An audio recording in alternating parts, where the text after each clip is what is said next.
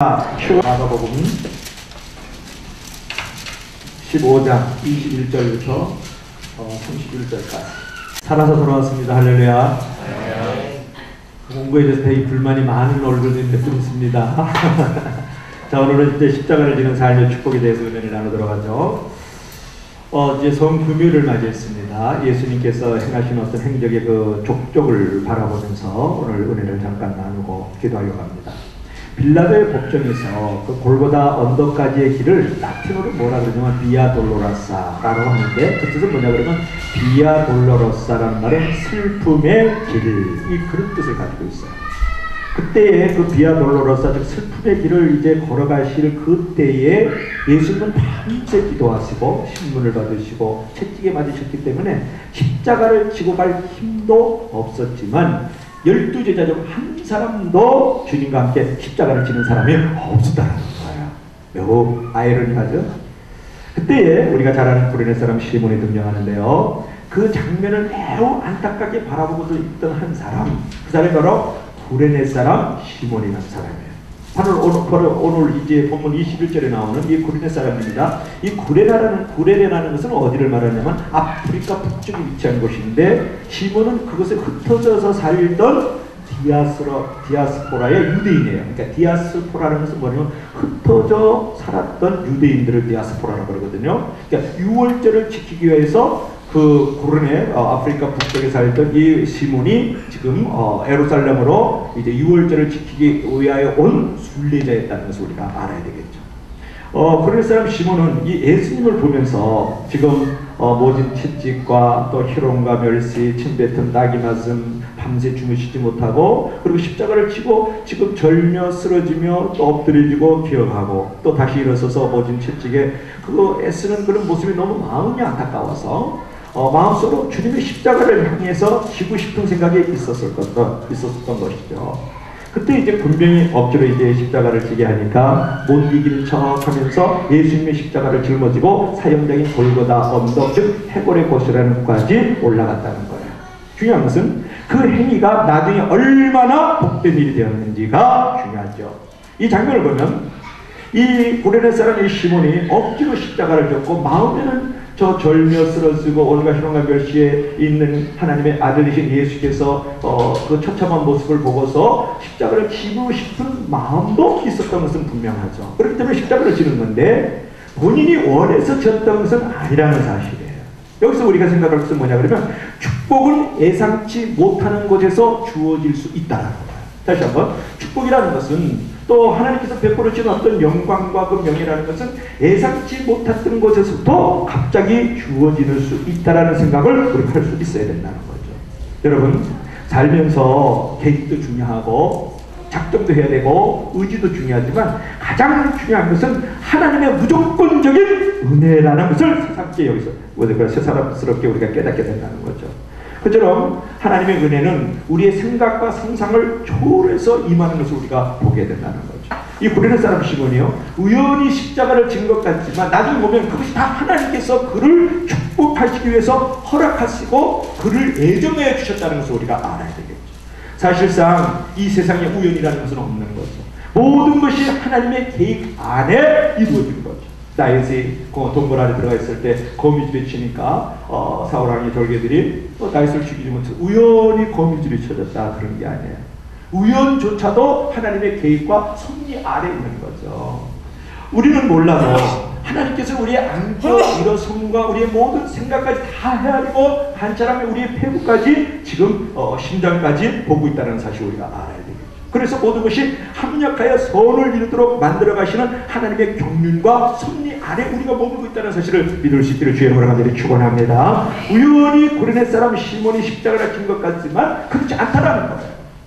하나님께서 그에게 축복을 주시기 하고 영광을 위해 하고 그를 향한 하나님의 작정과 계획이 있기 때문에 억지로 아니면 원치 않더라도 십자가를 지게 하시는 하나님의 그 계획과 작정이 여기에 머물고 있었다라는 거죠. 자, 십자가를 지는 것은 축복이라는 거예요.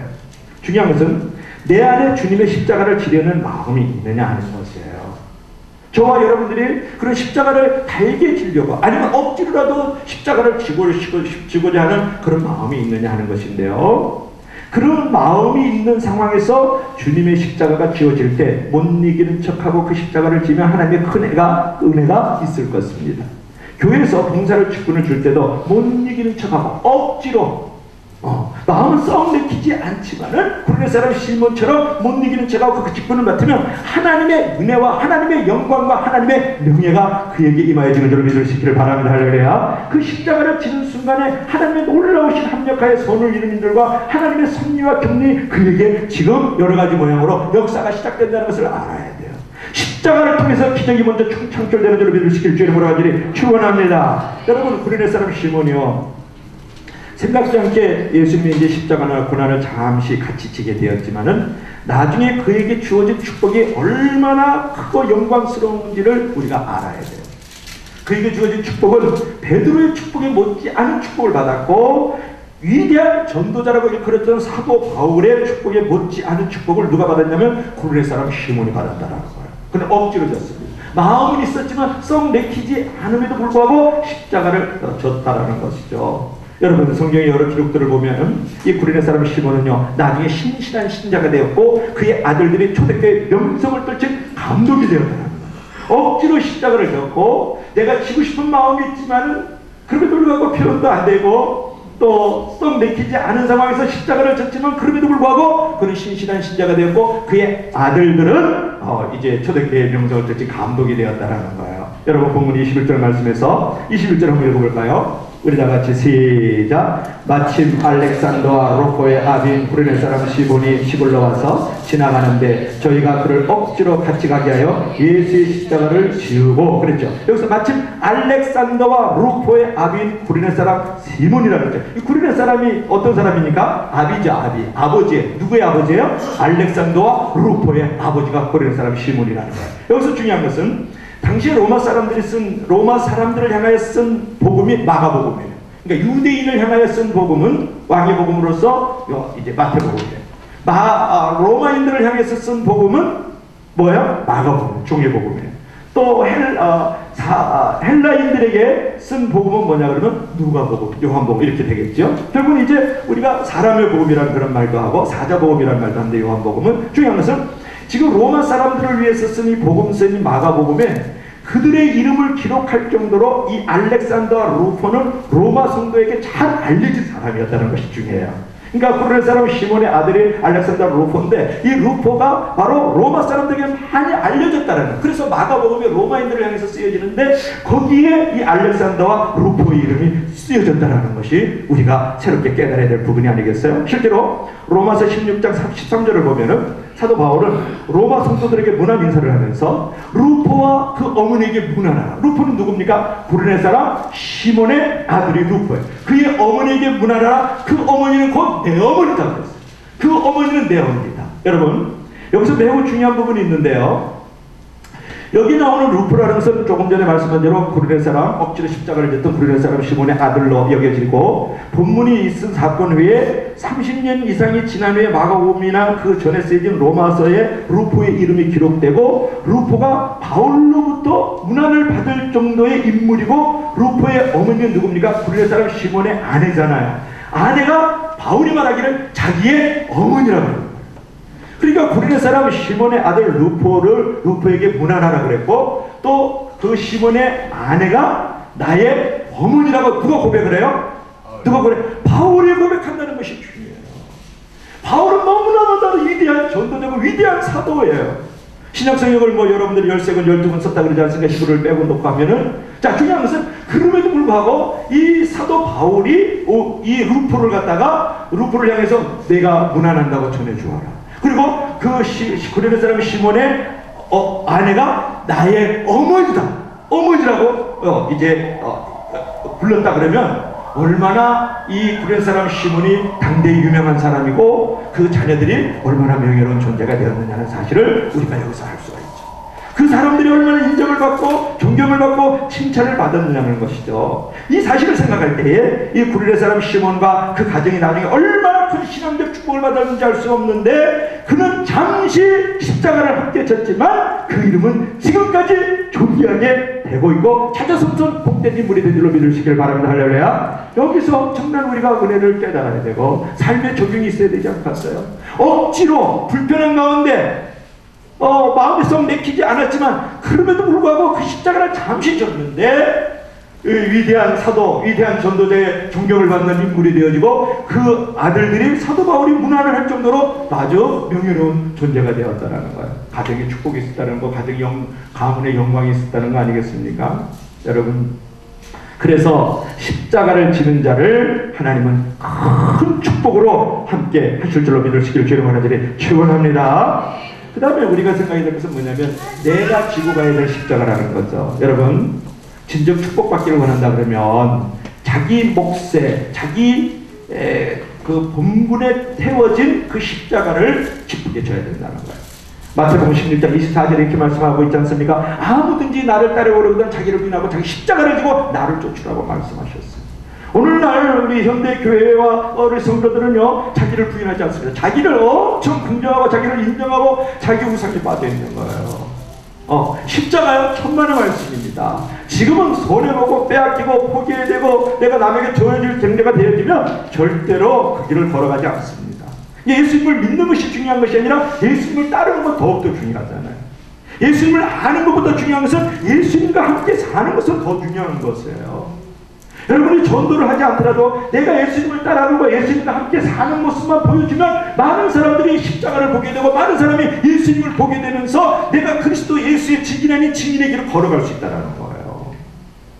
자기를 부인하지 않는 세대에 우리가 살고 있어요. 얼마나 자기 주장, 자기 표현이 가난한지 몰라요. 그러게 텔레비에도 보면은 본능에 충실하라고 했어요. 얼마나 이기적이고 얼마나 종족적이고.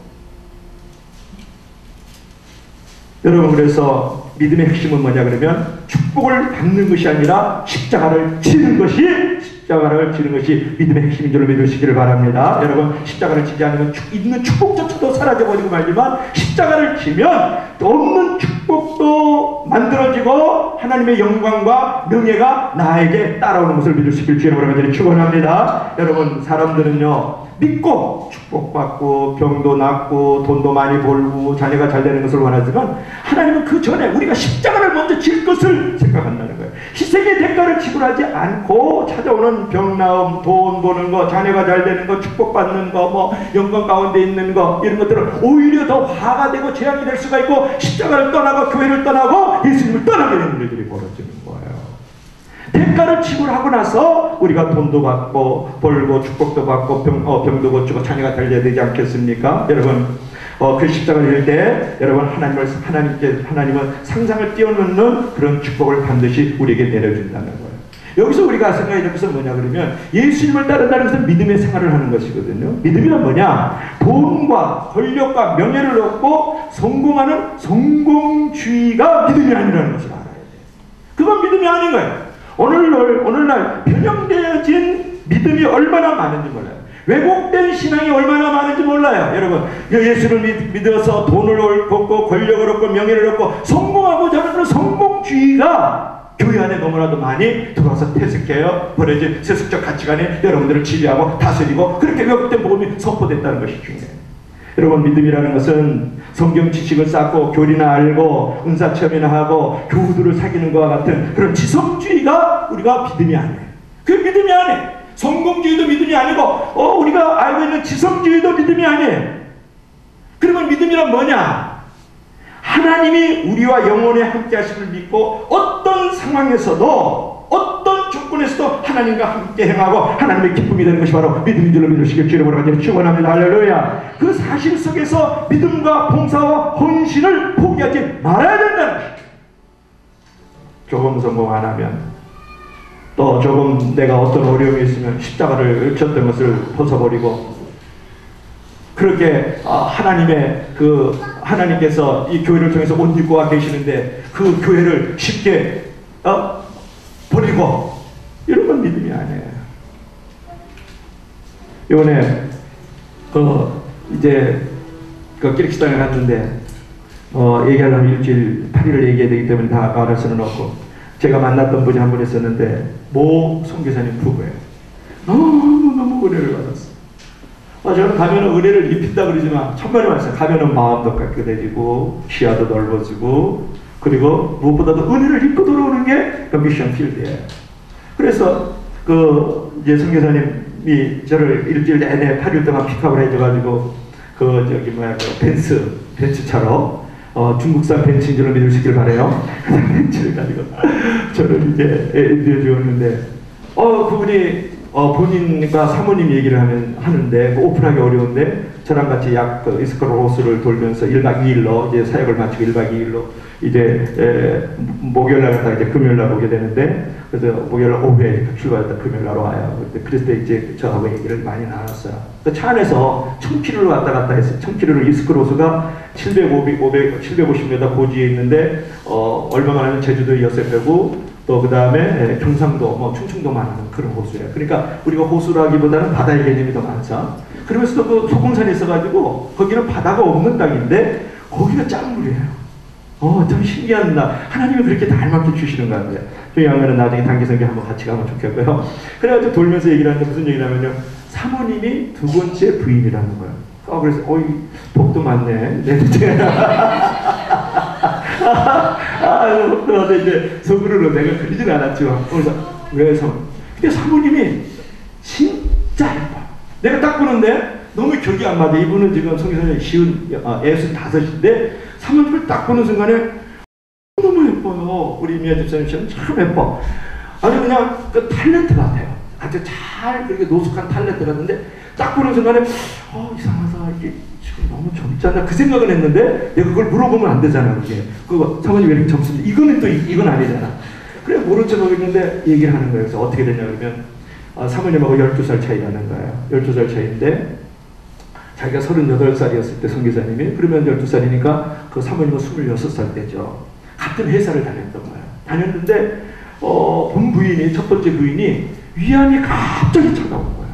찾아와서 3개월 만에 죽어버려요. 아기를 셋을낳고 그때 너무너무 이 선교사님은 뜨겁고 독실했고 모 회사의 큰 그룹에 말하자면 이렇게 전략부에 있었어요. 그러니까 돈도 많이 만지고 아주 괜찮은 그런 남자였었죠. 그런데 그 신의 안에 이 자매가 있었던 거예요. 현재 사모님이 계셨어요.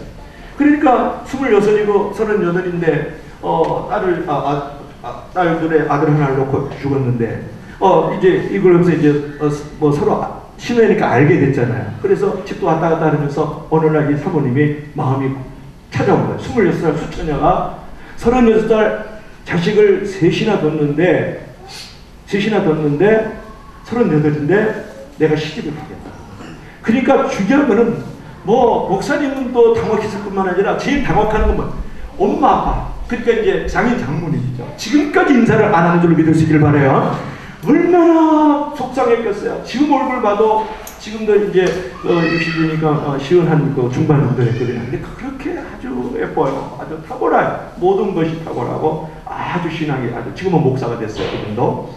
그러니까 막 그 시대 그 친척집에서 난리가 난 거죠. 지어뜯고 결혼식장은 아예 오고 가고 인사도 안 받고 그런 거죠.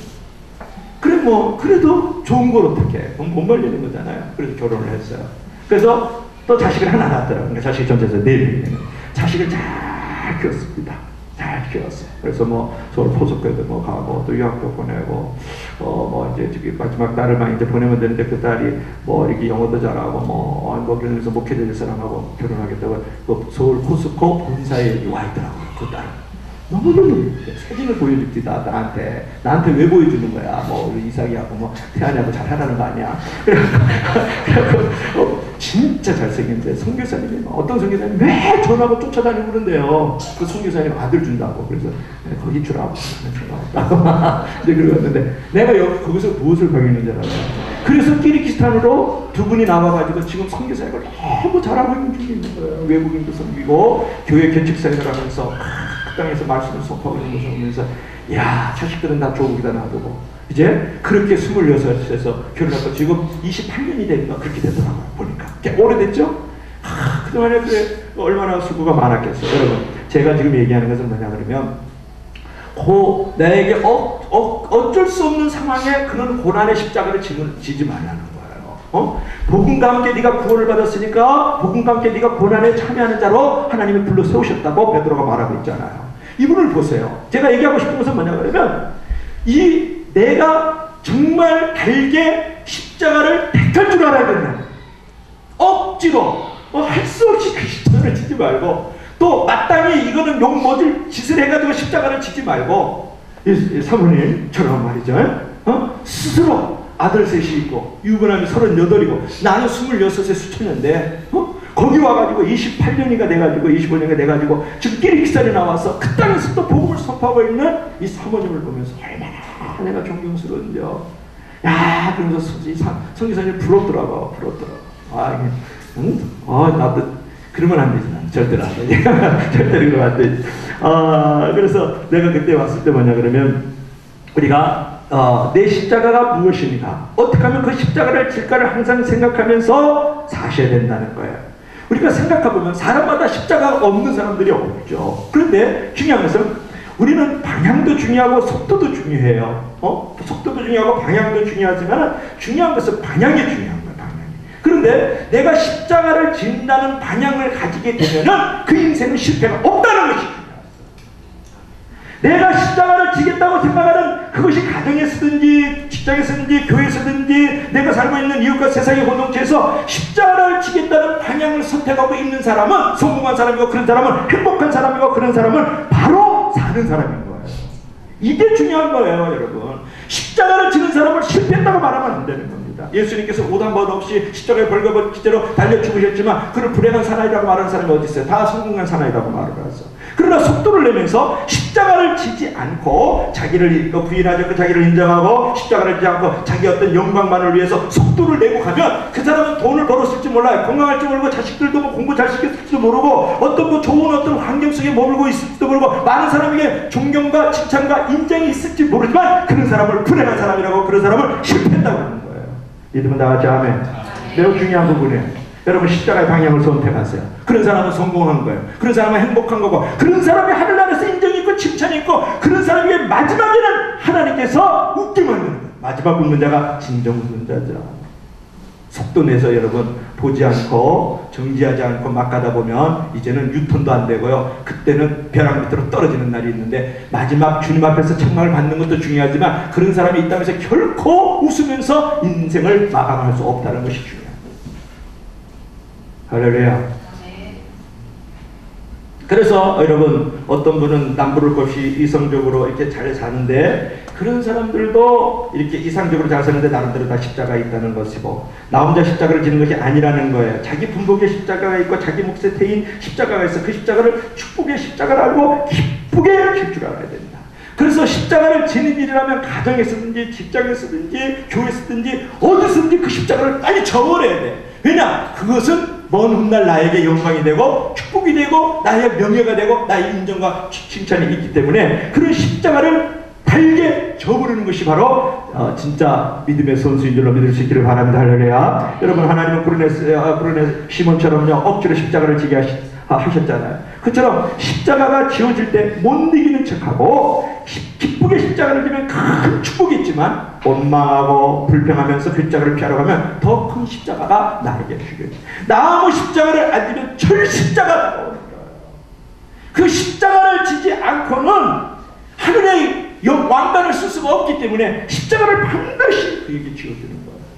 그래서 십자가가 오면 빨리 십자가를 지금 기회로 축원합니다. 내가 지금 주님의 십자가를 함께 지고 있구나, 이런 영광이 없구나 받아들이면 그 십자가가 영광의 십자가 되고 그의 가문은 구레네 사람의 시몬의 가문처럼 복된 가문이 반드시 될 줄로 믿을 수 있기를 바랍니다. 여러분, 십자가의 희생 없이는 결코 값진 것을 얻을 수 없다는 것을 알아야 돼. No pain, no gain. 우리가 이제 고통이 없으면 어떤 유익도, no cross, no crown. 우리가 십자가 없으면 어떤 면류관도 우리가 얻을 수가 없는 거죠. 그리고 우리가 그 종교학을 볼 것 같으면은 그런 것이 있어요. 고등 종교가 있고 하등 종교가 있어요.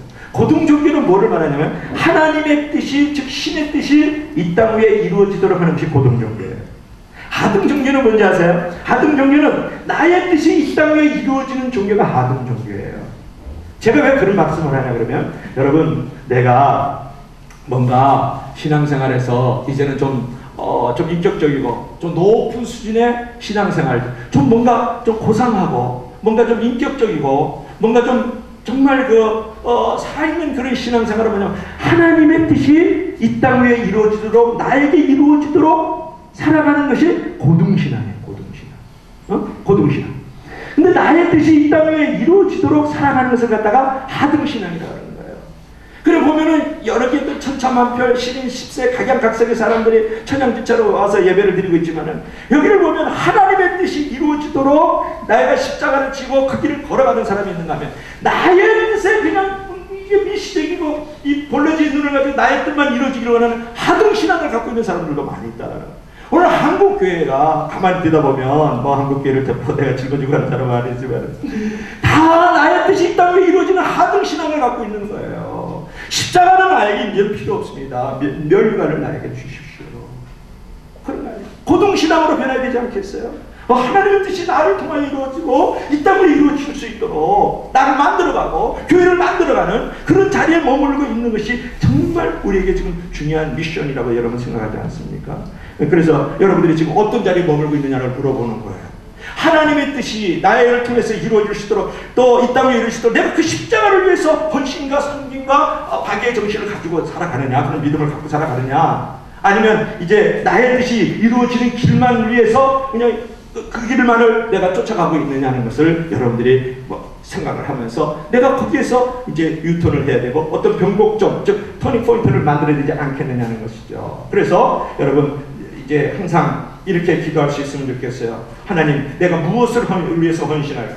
내가 어떻게 내가 하나님 앞에서 의미와 가치 있는 삶을 살아가야 되겠습니까? 하나님 앞에서 내가 어떻게 십자가를 짊어지고 가야 될까요? 내가 우리 가정에서는 어떻게 하며 우리 교회 안에서는 어떻게 하며 내 마음에 나를 아시는 주님께서 내가 어떤 십자가를 짊어지고 가야 되겠습니까? 그렇게 하나님 앞에 아뢰 줄 아는 신앙이 돼야 돼요. 여러분, 참된 기도라는 것은 자기의 필요를 하나님이 모르실까봐 그걸 아뢰가지고 응답받는 것이 참된 기도가 아니에요. 다시 한번, 하나님 참된 기도라면 하나님이 나의 그 사정을 모를까봐 그걸 아뢰가지고 거기서 응답을 받는 것이 참된 기도가 아니고 하나님을 기쁘시게 함으로 응답받는 것이 바로 참된 기도인 줄을 믿으시기를 바랍니다. 할렐루야. 그래서 내 만족을 위해서 신앙생활하는 것은 십자가를 벗어버리는 행태예요. 나의 필요를 위해서 내가 신앙생활하는 것은 십자가를 내어 던져버리는 행태예요. 하나님의 만족을 위해서, 하나님의 필요를 위해서, 하나님 중심적 삶을 위해서 살아가는 것은 십자가를 지는 것이고 이 땅 위에 이제 하나님의 나라가 이루어지는 고등신앙을 갖고 있는 것이 믿음을 다 같이 아멘. 여러분, 그래서 오늘 결론을 맺고 싶습니다. 여러분 힘들어도 노 크로스 노 크라운이에요. 어쩔 수 없어요. 십자가가 없는 곳에는 영광이 없고 멸류관도 없는 거예요. 노 페인 노 게인. 여러분이 고통이 없으면 얻는 것도 없는 거죠. 그래서 힘들어도 십자가를 지고 기쁘게 살 때 그 십자가가 나중에 보면 유익이 되고 나중에 보면 영광이 되고 나중에 보면 축복이 되고 자랑이 되고 자자손손 그로 인해서 명문 가문이 되고 영광의 가문이 거기서 반드시 십자가의 씨앗은 죽는 법이 없는 거예요. 십자가의 씨앗은 싹신하고 반드시 꽃이 피고 반드시 열매로 맺게 살아나는 줄로 믿으시기를 바랍니다. 할렐루야. 그래서 항상 기쁜 마음으로 십자가를 지고 주님을 따라서 축복을 예배하는 저와 여러분들이 되기를 주의 이름으로 축원합니다.